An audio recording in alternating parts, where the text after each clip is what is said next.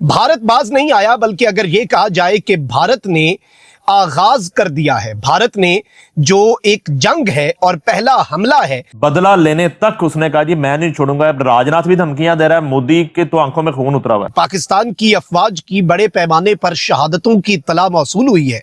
Lieutenant colonel और major समेत 11 जवान मादरे वतन पर शहीद हुए हैं।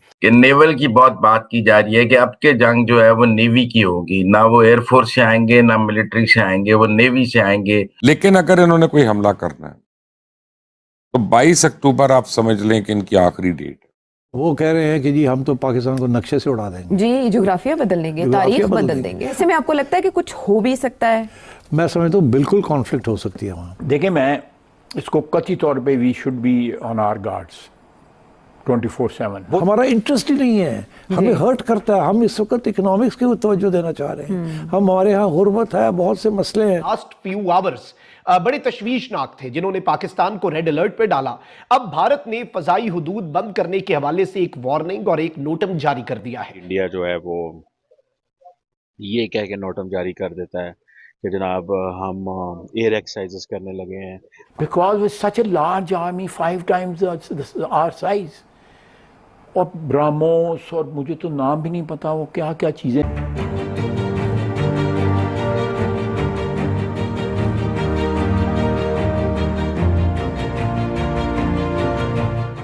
मैं तो नहीं भूलूंगा और ना चैन से बैठूंगा, बदला लेने तक उसने कहा जी मैं नहीं छोड़ूंगा। राजनाथ भी धमकियां दे रहा है, मोदी के तो आंखों में खून उतरा हुआ है। अच्छा, ये मैं आपसे गुजारिश कर दूं कि ये जो मोदी की जो ये वाली स्टेटमेंट है ना, ये एक्चुअली डीप फेक टेक्नोलॉजी से बनी है। अच्छा, ये उसकी आवाज, मतलब उसकी आवाज बनाई गई है, एक्चुअली ये बात उसने की नहीं। दूसरी बात ये है कि ये जो वीडियो है ये पुरानी है, ये 2012 ये अब की वीडियो नहीं है।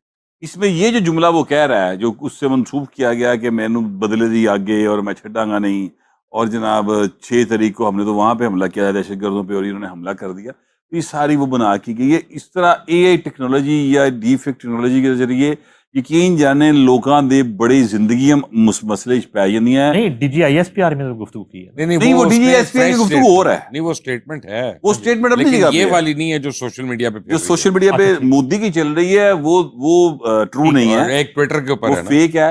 लेकिन जो डीजीआईएसपीआर कह रहे हैं ना, वो तो एक स्टेटमेंट है और वो उसके जवाब में नहीं है मोदी के, वो आर्मी चीफ के, वो उनका आर्मी चीफ बोला है। अब नाज़रीन इकराम, एक चीज को आपने समझना है। सबसे पहले भारत इस वक्त पाकिस्तान पर 2 फ्रंट वॉर जो है वो वेज करना चाहता है। अब 2 फ्रंट वॉर किस तरह से?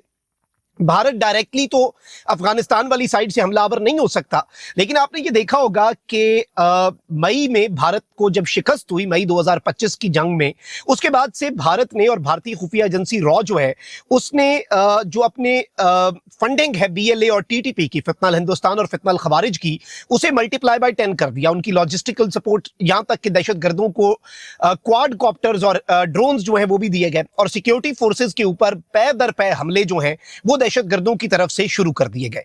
इसकी वजह यही बताई गई कि भारत चाहता है कि पाकिस्तान की security forces including Pakistan air force जो है वो एंगेज हो जाएं, इंटेलिजेंस एजेंसीज की सारी तवज्जो टीटीपी और बीएलए पे लगे और भारत उस चीज का फायदा उठा सके, और इस तरीके से 2 महाजों पर पाकिस्तान को इंडिया एंगेज कर ले। और हिंदुस्तान ये कहता है कि सबसे पहले आप जो दहशतगर्दी है उसको खत्म करो, जो दहशतगर्दी के इंफ्रास्ट्रक्चर हैं वो खत्म करो। और हो सकता है पाकिस्तानी बहुत से लीडर ऐसा क्लेम करते हैं कि हमने जी बहुत हद तक खत्म की है, लेकिन मेरा एज अ कश्मीरी फिर ये कहना है, फिर पहलगाम क्यों होता है? फिर पहलगाम में 27 लोग मजहब पूछ के, मतलब ये जान के कि वो हिंदू हैं, उनको क्यों कत्ल किया जाता है? वो टूरिस्ट आए थे यहाँ पर। तो बात यह है कि पाकिस्तान को पहले चाहिए कि ये जो डिमांड्स है, अब जैसे 2008 की मुंबई अटैक है, आज भी उनके बहुत से लोग ओपनली घूम रहे हैं या फिर नाम निहाद हाउस अरेस्ट में बंद है। देखें, मैं हिंदुस्तान की इस बात से इत्तेफाक करता हूं कि पाकिस्तान को एक मतलब बिल्कुल ही वो विजिबल तौर पे ये दिखाने की जरूरत है कि नहीं जी, हम टेररिज्म को, हम दहशतगर्दी को फरोख्त नहीं दे रहे हैं।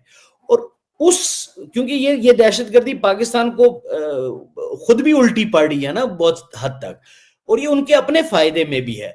उसके बाद मैं ये समझता हूं कि एक बड़े अच्छे एटमॉस्फेयर में कॉन्फिडेंस बिल्डिंग मेजर्स के साथ इन चीजों पे बात हो सकती है। सर क्रीक हुआ, ये जो ब्रह्मपुत्र हुआ, किशन गंगा हुआ, ये जो सारे इश्यूज, सियाचिन हुआ, शाक्सकाम वैली हुआ, ये जो सारे इश्यूज हैं, इन पे तभी बात हो सकती है जब एक एटमॉस्फेयर क्रिएट हो। लेकिन जब एक जंग का एटमॉस्फेयर, अभी पिछले दिनों में पढ़ रहा था कि बहुत से ऐसे कैंप्स हैं, बहुत सी ऐसी तंजीमें हैं जो पाकिस्तान एडमिनिस्ट्रेटेड कश्मीर में जिनके कैंप्स हैं, जो वहां पर तानात हैं, उन्होंने अब अपने कैंप्स जो है, अपने ट्रेनिंग सेंटर्स जो हैं, वो उन्होंने खैबर पख्तूनख्वा शिफ्ट कर दी है, इंडियन बॉर्डर से दूर। अब ये बातें, ये सारी चीजें जो है, ये बड़ी वरीइंग है, क्योंकि इसका मतलब है कि ये अभी भी ये मामला खत्म नहीं हुआ। अभी भी good and bad Taliban, good and bad terrorist, ये वहां पर खेला जा रहा है।